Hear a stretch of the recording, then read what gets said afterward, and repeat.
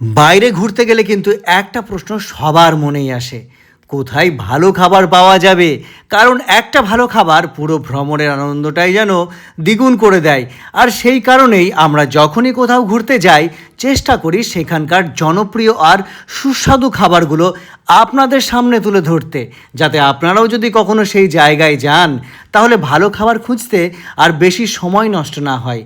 ঠিক সেরকমই আজ আমরা চলে এসেছি পুরীর গুন্ডিচা মন্দিরের একেবারে সামনের একটি জনপ্রিয় দোকানে, যার নাম বেহারা সুইটস।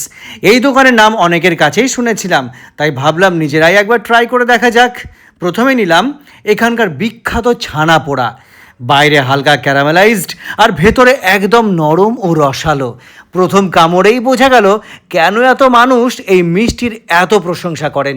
আর এই মিষ্টি খাওয়ার জন্য আমি বেশ খানিকটা পথ হেঁটে হেঁটে এসেছি। শুধু ছানা পোড়াই নয়, সঙ্গে ছিল গরম গরম কচুরি, সুস্বাদু তরকারি, বড়া আর আরও একটি স্থানীয় স্ন্যাক্স যার নামটা এখন ঠিক মনে নেই। তবে প্রতিটি খাবারের স্বাদ ছিল একেবারে ঘরোয়া আর টাটকা। খেতে খেতে সত্যিই মনে হচ্ছিল এই দোকানের জনপ্রিয়তার কারণটা একদমই অযৌক্তিক নয়। আপনারা যদি কখনো পুরীতে এসে গুন্ডিচা মন্দির দর্শন করতে আসেন তাহলে সময় করে অবশ্যই বেহারা সুইটসের এই খাবার একবার ট্রাই করবেন। আমাদের বিশ্বাস আপনাদেরও ভালো লাগবে। আর এমন আরও নতুন নতুন জায়গার খাবারের খোঁজ পেতে আমাদের সঙ্গে অবশ্যই থাকবেন। ধন্যবাদ।